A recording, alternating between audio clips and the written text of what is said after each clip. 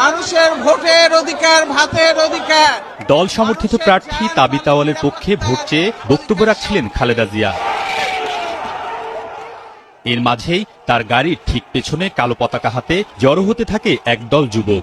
জয় বাংলা সহ সাম্প্রতিক সহিংসতায় মানুষ হত্যার জন্য খালেদা জিয়াকে দায়ী করে স্লোগান দিচ্ছিল তারা। এ সময় খালেদা জিয়ার ব্যক্তিগত নিরাপত্তা কর্মী ও দলীয় কয়েকজন নেতাকর্মী এগিয়ে যায় সেদিকে। আরও মারমুখী হয়ে ওঠে যুবকরা।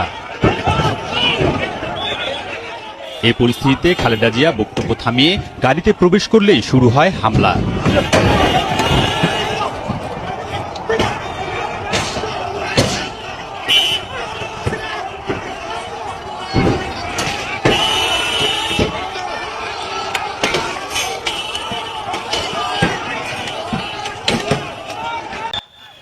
তো এই ভিডিওটি দেখে কি কোনো বুঝতে পারলেন? এখন এই ভিডিওটি দেখুন।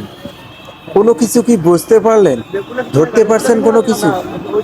চলুন আমি বলে দিই। আসলে এই গাড়ির গ্লাস ভাঙ্গা, সার্জিস আলমের গাড়ির পিছনের গ্লাস ভাঙ্গা ভেঙে দিয়েছে সন্ত্রাসীরা এবং 2015 সালে ভোটের অধিকার, ভাটের অধিকারের দাবি আদায়ের জন্য রাজপথে গাড়িতে বক্তব্য দিচ্ছিলেন ম্যাডাম জিয়া।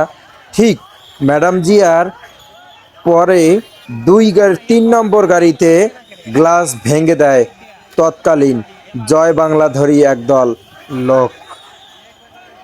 তার মানে কি বুঝতে পারতেছেন?